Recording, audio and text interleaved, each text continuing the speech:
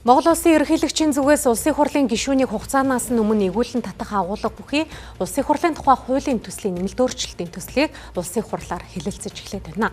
Энэ хуульд үндсэн 4 шалгуураар улсын хурлын гишүүнийг эгүүлэн татах асуудлыг хөндөд байгаа юм. Тэгвэл хэлэлцүүлгийн явцад ёс зүйн зөрчил гэдэгт юуг хамааруулан ойлгох вэ гэдэг асуудал маргаан дагуулж байгаа юм. Харин хууль санаачлагчдын зүгээс ёс зүйн хэм хэмжээгээ улсын хурл өөрсдөө тогтооно гэдэг тайлбарыг өглөө. Энэ сэдвээр сэтгүүлч Төвшин Тулах дэлгэрүүлсэн. За энэ үзэгч та бүхэн Монгол улсын ерөнхийлөгчийн санаачлан өргөн бариад байгаа улсын хурлын тухай хууль нэмэлт өөрчлөлт хуулийн төслийн агуулгаар мэдээллийг хүргэж байна. Тэгэхээр Монгол улсын ерөнхийлөгчийн зүгээс улсын хурлын гишүүдэд тавих ёс зүйн хариуцлагыг өндөржүүлэх ёстой гэдэг байр суурьны хүрээнд улсын хурлын тухай хууль нэмэлт өөрчлөлт оруулж улсын хурлын гишүүнийг хугацаанаас өмнө эгүүлэн татах эрх зүйн зохицуулалтад наривчлахаар бол саналаа бол илэрхийлсэн байгаа. За энэ хүрээнд өнөөдөр хуулийн төслийг бол холбогдох байнгын хороогоор хэлж байна. Тэгэхээр ерөнхийлөгчийн өргөн барьсан хуулийн төслөөр бол 9.1-4-дэр Монгол улсын үндсэн хуулийн цэц Монгол улсын үндсэн хуулийн 66 дугаар зүйлийн 2 дахь хэсгийн 3 зааснаар гишүүн үндсэн хууль зөрчсөн гэж дүгнэлт гаргаж улсын хурлд танилцуулсан бол тухайн гишүүний асуудлаар их хурл илээр санал хурааж улсын хурлын гишүүнээс нэгүүлэн татах ийм даалт орж иж байгаа. Тэгэхээр үүн дээр бол улсын хурлын гишүүн Булган Туяагийг нэрлэж болно. Учир нь хэм бол өнгөрсөн намар бол үндсэн хууль зөрчсөн асуудлаар бол Булган Туяагийн одоо улсын хурлыг даргалж явах үедээ хийсэн үйлдэл нь үндсэн хууль зөрчсөн гэдэг агуулгаар бол тодорхой дүгнэлт бол гарсан байгаа. Тэгэхээр Монгол улсын ерөнхийлөгчийн өргөн барьсан энэхүү улсын хурлын тухай хууль хэрвээ батлагдах юм бол нэн тэргүүнд эхний ээлжинд бол улсын хурлын гишүүн Булган Туяагийн бүрэн эрхийн асуудал яригдана гэсэн үг. За дараагийн бас асуудал яригдж байгаа гишүүн бол мэдээж улс төрийн намуудын жагсаалтаар улсын хурд сонгогдсон гишүүдийн асуудал.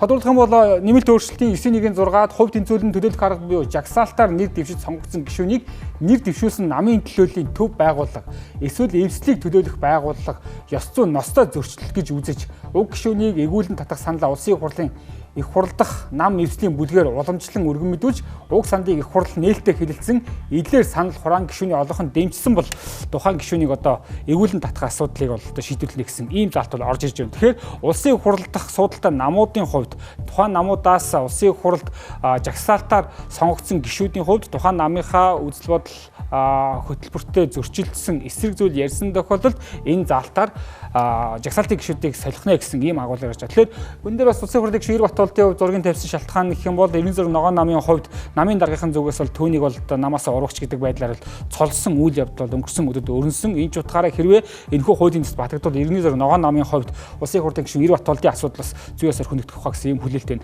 За дээрээс нь ардчилсан нам, ардын нам, за хүн нам, үндэсний эвсэлгээд улсын хурл суултаа бус намуудын хувьд ч гэсэн жагсаалтын гишүүдэд салхи оруулах асуудлууд зүйсээр тухайн намуудаа бол яригдж байгаа. За ардын намын хувьд ч гэсэн өнгөрсөн хугацаанд өрнсөн улс төрийн үйл явцуудын дунд 30-38 байдлаар тоогоор бол намын бүлэг нь бол хуваагдчихад байгаа. Энэ дотроо ч гэсэн 30 бүлгийнх нь намынхаа бодлого шийдвэрийн эсрэг санал өгсөн, конов дарсан гэдэг асуудлууд зүйсээр хөвөрсөн. Тэгэхээр ямар ч тач улсын хурлын тухай хуулийн нэмэлт өөрчлөлтийн 9.1-6 дахь заалтаар бол намын жагсаалтын гишүүдээр салхи орно гэж ойлгож болох юм. За дараагийн заалт бол улсын хурлын гишүүн даваагийн зохицуулалттай илүү холбоотой. За түүний хувьд бол 3 шатны шүүхээр одоо гин буруутай гэдэг нь бол тогтоогдсон ийм шүүхийн шийдвэр гарсан байгаа. За гэхдээ ямар учраас өнөөдрийн хүртэл улсын хурлд ажиллаад байна гэдэг асуудал дээр хуулийн наривчлсан зохицуулалт байхгүй гэдэг агуулгаар бол тайлбарлаж ирсэн. За тэгвэл улсын хурлын хуулийн 9.1-5-ыг энэ нэмэлт өөрчлөлтөөр бол 9.1-7 болгож өөрчлөгдөж байгаа юм байна лээ. За дээрэс нь одоо байгаа хүчин төгөлдөр хуулийн дээр гишүүн гэмт хэрэг үйлдэлсэн болох нь хуулийн хүчин төгөлдөр болсон шүүхийн шийдвэрээр тогтоогдсон гэж заасан байгаа. За тэгвэл үүнийг гишүүн гэмт хэрэг үйлдэлснийг тогтоосон шүүхийн шийдвэр хүчин төгөлдөр болж их хурлын даргад хүргүүлсэн гэдэг агуулгаар илүү наривчлсан байгаа. Өнөөдрийн байдлаар бол даваагийн Зогтбаатарын гэмт шүүхийн шийдвэрийг улсын хаанаас улсын хурлын хүнд нь өгөх гэдэг ийм зохицуулалтууд бол наривчлагдаагүй учраас өнөөдрийн хүртэл бол чуулганы танхимдаа ажиллаа хийсээр байгаа. Тэгвэл энэхүү нэмэлт өөрчлөлтөөр их хурлын даргад шүүхийн шийдвэрийг хүргүүлсэн тохиолдолд за тухайн гишүүний бүрэн эрхийг тэтгэлзүүлэх нөхцөл бол хугацаанаас өмнө тэтгэлзүүлэх нөхцөл үүснэ гэж ойлгож болохоор байна. За түүнчлэн Монгол Улсын ерөнхийлөгчийн өргөн барьж байгаа хуулийн төсөл дээр улсын хурлын гишүүн өргөсөн тангарагаас нятсан. За дээрээс нь ёцтон ноцтой зөрчлийг гаргасан, удаа дараа үйлдсэн. За үүний зэрэгцээгээр улсын хурлын чуулганда 30%-аас дээш хувьд нь хүрэлцэн ирээгүй. За дээрээс нь улсын хурлын ээлж чуулганы санал хураалтын 30-аас дээш хувьд нь оролцоогүй тохиолдлуудад тухайн гишүүнийг одоо өргөсөн тангарагаас нятсан буюу одоо ард түмний төлөөлөл байна гэдэг энэхүү үүргээсээ няцлаа гэж үзэж улсын хурлын гишүүний бүрэн эрхээс нь төвтөлзүүлэх асуудлыг чуулган байнгын хороогоор хянан хилэлцээд үндсэн хуулийн цэцээр шийдүүлж хугацаанаас өмнө эргүүлэн татах асуудал тусаад байгаа юм. За өнөөдөр бол яг байнгын хорон дээр уг хуулийн төслийг хилцэж явах үед улсын хурлын гишүүний ёс зүйн зөрчил гэдгийг юу гэж ойлгох юм бэ гэдэг асуудал бас гишүүдийн зүгээс хүчтэй өрнөлөө. За тэгвэл үүн дээр хууль санаачдын зүгээс дараах тайлбар өгч байна. Энэ хууль батлагдсанаар мөнхтөө нараа гишүүн лайв хийж тэнд бид нар ямар үг хэлэх нь таалагдсан уу таалагдахгүй байна уу? Арчилсан Монгол улсад өөрийнхөө үзэл бодлоо илэрхийлэх энэ эрхээ эдэлж байгаа дээр нь тэр ноцтой ёс зүйн зөрчил мөн үү? Ёс зүйн зөрчил гэж юу юм бэ? Ёс зүйн зөрчлийн дотроо ноцтой зөрчил гэж юу болох юм бэ гэдгийг та бүхэн маань тогтоох юм байгаа юм шүү. Энэ тангараагаасаа нэтсэн гэж яг яах юм? Энэ арай л тийм ерөнхий ойлголт байгаа байхгүй. Яасныг тангараагаасаа нэтсэн гэх. Чухам ноцтой зөрчил нь аль нь яаж тооцох вэ? Юуг оруулах вэ? Энийг хэрхэн хянах вэ? Өөрөөр хэлбэл эрсэн өргөдөл гомдлыг ёс зүйн дэд хороо маань урьдчилан хянан үзэж гэдэг бас гипотез үйц. Улмаар хамаагүй бас асуудлаар биш. Дидгээр асуудлуудаар одоо гомдлоо гаргаж үнийг нь хянаж үзээд улсын хурал маань бол үндсэн хуулийн цэцэд хүсэлт гаргана шүү дээ. Хүсэлт гаргана. Энэ парламентын гишүүдэд Монголын парламентын багныг өшөглөх эрх байхгүй. Энийг яриа сууж явах бүр ийм ямар ч эрх байхгүй. Одоо энэ хуулиа их хурлын дарга яаралтай татаж авах хэрэгтэй. Тэгээд хэрвээ ёс зүй байгаа бол парламент өөрөө ярил л да. Гэхдээ та гинэт сэрсэн юм шиг өнөөдөр парламентын дархлаа гэж ярих ирэхгүй. Тэгэн брэд. Та парламентын дархлаа гэж ярих ёс зүйгүй юм гэж би бодож байгаа. Одоо байж байгаа энэ эгүүлэн татах гэдэг юм төдөлзүүлэх хуулийн хүрээнд бол уг нь хангалттай.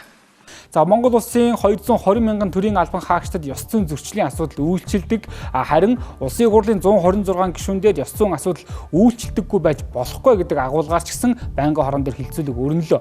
Тодорхой хэмжээнд намынхаа бодлого шийдвэрийн эсрэг ажилласан. За дээрээс нь тухайн хоёр гишүүний хувьд чуулганыхаа хуралдаан дээр бараг л суудаггүй, үзэгддэггүй гэдэг байдлаар эрсцээ таслалтаараа асар их хоцролттой оролцоогүй байгаа. Энэ утгаараа дээрх улсын хурлын тухай хуулийн нэмэлт өөрчлөлийн төсөл батлагдлаа гэхэд олон гишүүдийн асуудал бол яригдан. За гэхдээ Монгол улсын ерөнхийлөгчийн зүгээс хууль батлагдсан өдрөөс хэрэгжиж эхэлнэ гэж заасан. Гэхдээ өмнөх алдаа зөрчлүүд бол огт тооцогдохгүй. Яг энэхүү хууль батлагдсанаас хойш цаашид гэдэг юм уу? Ирэх өдрүүдэд үнэхээр ёс зүйн ностой зөрчлүүдийг гаргасан, их хурлын чуулгандаа оролцохгүй байгаа.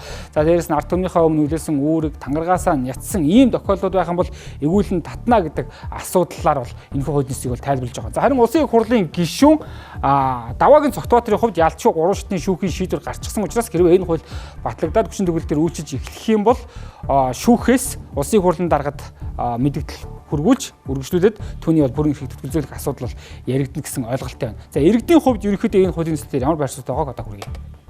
Хариуцлагатай төрийн тогтолцоог бий болгох нь зөв байх. Тийм учраас хаана авч үзээд их хурл дээрээ хэлцээ. Тэгээд аль нэг талдаа шийдэх нь зөв байхаа л гэж бодлоо. Буруу шүү дээ.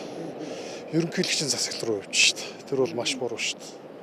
Бид нар одоо ингээл улсын ажил хийдэг, ажил хийж хаад бидний ч гэсэн улсын ажил хийлгээл хариуцлага тооцоод байдаг. Тэрүүнтэй адилхан их хурлын гишүүн гэхээр зэрэг тооцохгүй болохгүй адилхан л цалин авч адилхан л амьдарч байгаа юм чинь. Би бол тэрийг бол зүйтэй асуудал юм гэж дэмжиж байгаа. Хувийн хувьд бол би одоо энийг маш зөв хууль гэж бодож байгаа. Ер нь зарим одоо тэр хуралдаа асуудгүй, ёс зүйн төрөлөөрөө алдаа гаргадаг, хуулийн байгууллагад шалгагдаж байсан. Одоо ч гэсэн одоо бас шалгагдаж байгаа одоо тийм улсууд бол одоо дээр гараад одоо юу хийх вэ?